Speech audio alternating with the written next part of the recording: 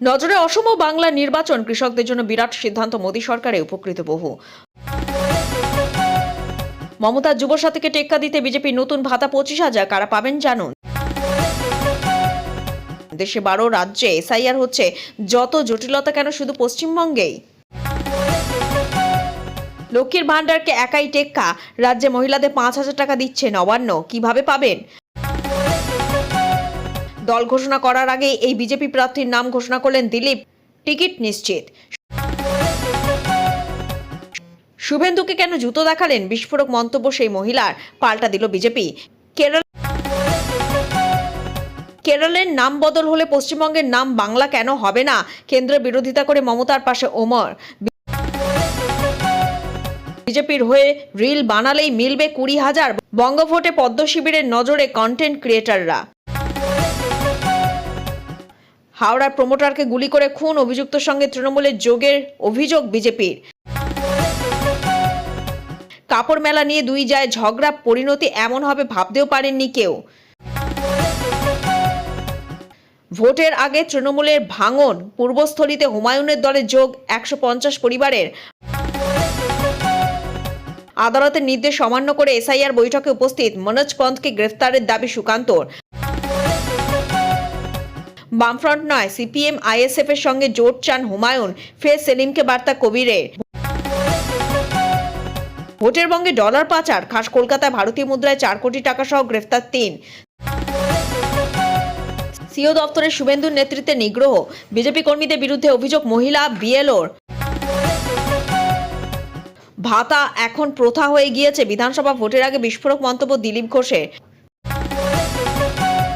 শুভেন্দুকে জুতো দেখিয়ে বিক্ষোভ, মে মাসে এদের উল্টো করে ঝোলাবো, পাল্টা মন্তব্য শুভেন্দুর। আবার বজ্রবিদ্যুৎ, ঝড় বৃষ্টি, নিম্নচাপে জের কি চলবে, এই বড় আপডেট আবহাওয়া দফতরের। এসআইআর জটিলতা পিছিয়ে যাবে বিধানসভা ভোট, কারণ কমিশন সূত্রে বিগ ব্রেকিং। ভুল নোটিফিকেশনের দায় আমরা কেন নেব, বিকাশ ভবনে বিক্ষোভ প্রমোশনাল আইসিডিএস পরীক্ষার্থীদের। বালিগঞ্জ থেকে সরানো হতে পারে বাবুল সুপ্রিয়কে, বদলে লড়তে পারেন যিনি। তৈরি হন, এবার ফিরতে হবে দেশে, নামতে হবে মাঠে, নেতাদের নির্দেশ হাসিনার। কি বললেন তারেককে নিয়ে?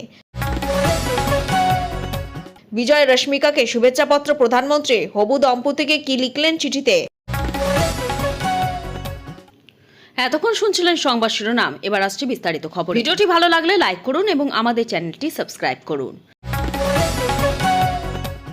মমতা যুবসাথীকে টেক্কা দিতে বিজেপি নতুন ভাতা 25,000, কারা পাবেন জানুন। 26শে বিধানসভা ভোটের সময় যত এগিয়ে আসছে বাংলার রাজনৈতিক ময়দান, ততই উত্তপ্ত হয়ে উঠছে। বিশেষ করে তরুণ ভোটারদের মন জয় করতে এখন শাসক ও বিরোধী উভয় পক্ষই মরিয়া।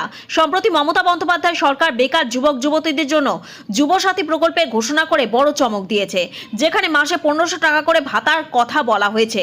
কিন্তু এবার সেই চমককে ম্লান করে দিতে আরও বড় মাস্টার স্ট্রোক নিয়ে আসছে গেরুয়া শিবির। বিজেপি তাদের আসন্ন ইস্তাহার বা সংকল্পপত্রে বেকারদের জন্য মাসে 25,000 টাকা পর্যন্ত ভাতার প্রস্তাব রাখতে চলেছে বলে খবর। রাজ্য রাজনীতিতে এখন সবথেকে বড় আলোচনা বিষয় হলো এই ভাতার অঙ্ক। একদিকে তৃণমূল কংগ্রেস 1 এপ্রিল থেকে যুবসাথী প্রকল্প চালু করা তোড়জোড় শুরু করেছে, যেখানে মাধ্যমিক পাশ বেকাররা মাসে 1500 টাকা করে পাবেন।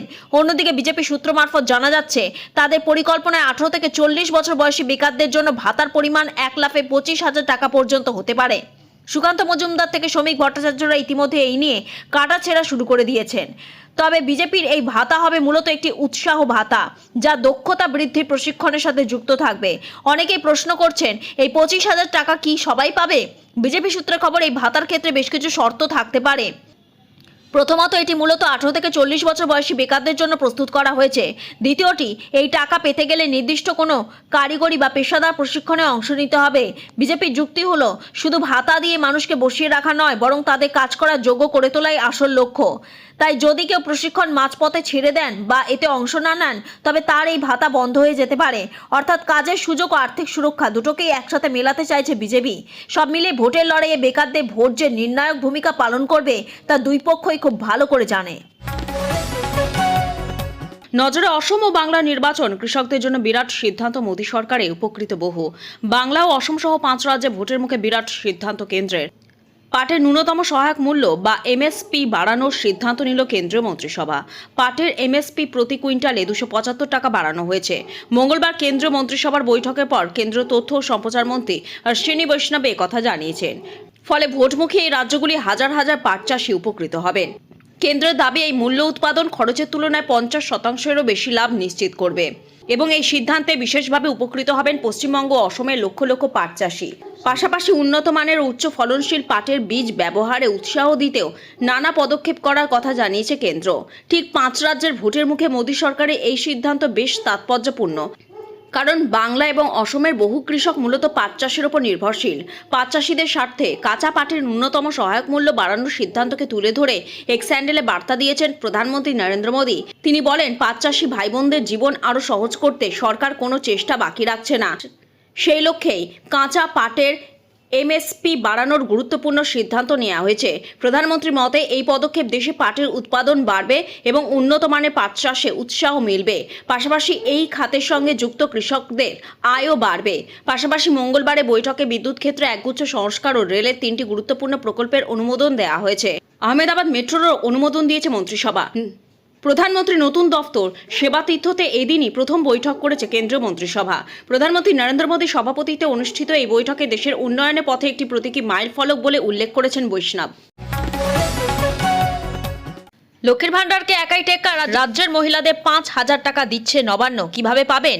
পশ্চিমবঙ্গ সরকারের এই প্রকল্পের মাধ্যমে রাজ্যে মহিলারা পাচ্ছেন 5,000 টাকা। লক্ষ্মীর ভান্ডারের সুবিধাকেও টেক্কা দিচ্ছে এই প্রকল্প। কারা পাবেন এই টাকা? পাশাপাশি এই প্রকল্পের সুবিধা পেতে কি কি যোগ্যতা প্রয়োজন তা জানতে পড়ুন সম্পূর্ণ প্রতিবেদন। পশ্চিমবঙ্গে মহিলাদের আর্থিকভাবে স্বাবলম্বী ও আত্মনির্ভর করে তুলতে মুখ্যমন্ত্রী মমতা বন্দ্যোপাধ্যায়ের নেতৃত্বে রাজ্য সরকার একাধিক জনকল্যাণমূলক প্রকল্প চালাচ্ছে। এদের মধ্যে লক্ষ্মীর ভান্ডার অত্যন্ত জনপ্রিয়। পশ্চিমবঙ্গ সরকারি লক্ষ্মী ভান্ডার প্রকল্প বর্তমানে বাংলা কোটি কোটি মহিলার আর্থিক সহায়তার অন্যতম প্রধান উৎস। সম্প্রতি রাজ্য বাজেটে এই প্রকল্পের ভাতার পরিমাণ 500 টাকা বৃদ্ধি পাওয়ায় এখন সাধারণ শ্রেণীর মহিলারা মাসে 1,500 টাকা এবং তফসিলি জাতি ও উপজাতি শ্রেণীর মহিলারা মাসে 1700 টাকা করে সরাসরি ব্যাংক অ্যাকাউন্টে পাচ্ছেন। এই টাকা কেবল প্রতিদিনের খরচ মেটানোর জন্য নয়, বরং সঠিক পরিকল্পনা করলে এটি মহিলাদের জন্য এক বিশাল আমানত বা ভবিষ্যৎ তহবিল তৈরি করতে সাহায্য করতে পারে। তবে মমতা বন্দ্যোপাধ্যায়ের নেতৃত্বে মহিলাদের জন্য চালু করা হয়েছে আরও একটি প্রকল্প, যেখানে লক্ষ্মীর ভান্ডারের মতো 1500 বা 1700 টাকা নয়, মহিলারা পাবেন এক ধাক্কায় 5,000 টাকা। একদমই ঠিক শুনেছেন, রাজ্যের এই মহিলাদের দেয়া হবে 5,000 টাকা।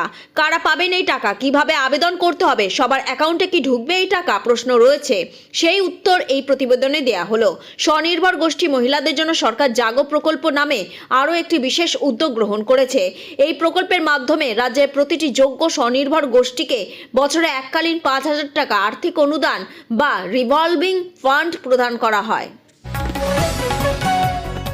কাপড় মেলা নিয়ে দুই জায় ঝগড়া, পরিণতি এমন হবে ভাবতেও পারেনি কেউ। দেওয়ালে কাপড় মেলা নিয়ে দুই জায়ের মধ্যে বিবাদ বেঁধেছিল। সেই বিবাদ গড়ালো খুনোখুনিতে।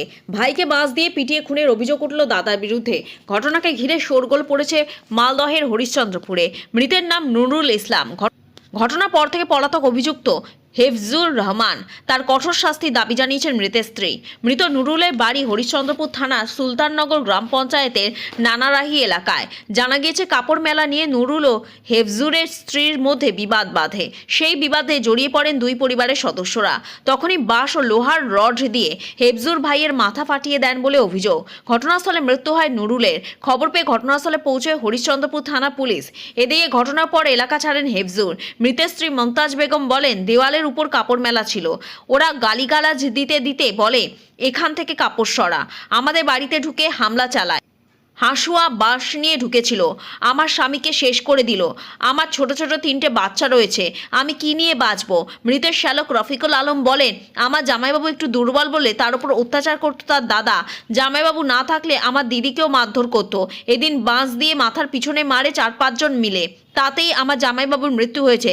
তাকে খুন করা হয়েছে। আমি দোষীর কঠোর শাস্তি চাই। তাকে ফাঁসি দেয়া হোক। এর আগে পুলিশে অভিযোগ জানালেও কোনো কাজ হয়নি বলে দাবি করেন তিনি। দল ঘোষণা করার আগেই এই বিজেপি প্রার্থীর নাম ঘোষণা করলেন দিলীপ। টিকিট নিশ্চিত। রাজ্যে এখনও বিধানসভা ভোটে নির্ঘণ্ট ঘোষণা হয়নি। কে কাকে কোন আসনে প্রার্থী করবে তা নিয়েও কিছু প্রকাশ্যে আসেনি। তা সত্ত্বেও বাঁকুড়ার ওন্দায় দেওয়াল দখলের লড়াই শুরু হয়ে যায়। শুধু প্রতীকেকেই দেওয়াল লিখলে একে অপরকে আক্রমণ শুধু প্রতীকেকেই দেওয়াল লিখনে একে অপরকে আক্রমণ করতে শুরু করে দেয় তৃণমূল বিজেপি। আর এবার দলের আগেই বাঁকুড়ার বিজেপির প্রার্থী ঘোষণা করে বিতর্কে জড়ালেন দিলীপ ঘোষ। তিনি বলেই ফেললেন বাঁকুড়া কেন্দ্রে কে হচ্ছেন বিজেপি প্রার্থী, কার নাম করলেন দিলীপ।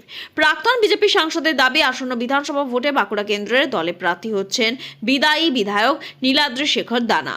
মঙ্গলবার সন্ধে বাঁকুড়া শহর সংলগ্ন ধলঢাঙ্গা মোড়ে দলীয় কর্মসূচিতে বক্তব্য রাখতে গিয়ে বাঁকুড়া কেন্দ্রে বিজেপি প্রার্থীর নাম আগাম ঘোষণা করে দিলেন দিলীপ ঘোষ।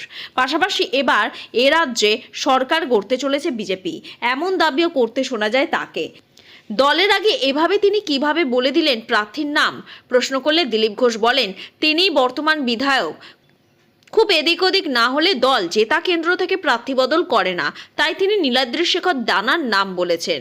এ বিষয়ে বিজেপি বিধায়ক নীলাদ্রি শেখর দানা প্রতিক্রিয়া, কে প্রার্থী হবেন সে বিষয়ে সিদ্ধান্ত নেবে দল, কে কোথায় প্রার্থী হবেন তার সিদ্ধান্ত নেওয়ার জন্য দলের নেতারা আছেন। দিলীপ ঘোষকে কটাক্ষ করেছে রাজ্যের শাসক দল। তবে শুধু বিজেপি নয়, তৃণমূলও কোনো কেন্দ্রে প্রার্থী ঘোষণা আগে সম্ভাব্য প্রার্থী কে হবেন তা ধরে নিয়েছে।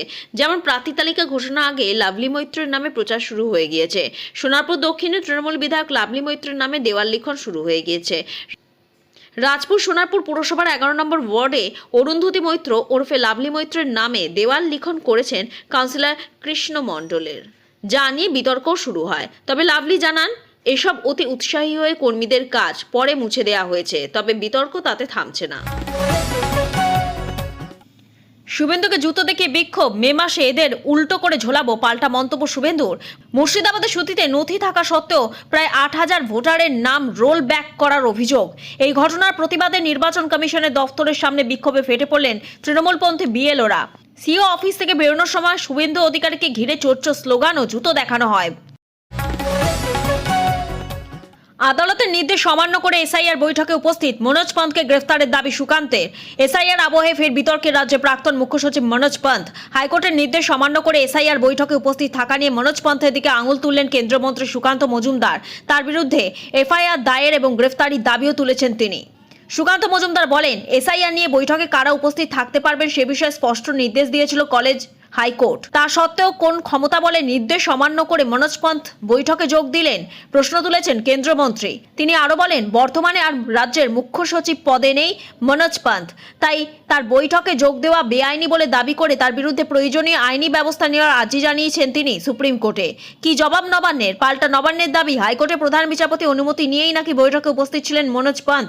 তিনি বর্তমানে মুখ্যমন্ত্রী প্রধান সচিব পদে রয়েছেন, আর সেই পদমর্যাদার ভিত্তিতেই তিনি বৈঠকে যোগ দেন বলে জানিয়েছে নবান্ন। ওই বৈঠকে উপস্থিত ছিলেন রাজ্যের বর্তমান মুখ্য সচিব নন্দিনী চক্রবর্তী, মুখ্য নির্বাচনী আধিকারিক মনোজ কুমার আগরওয়াল সহ অন্যান্য শীর্ষ আধিকারিকরা।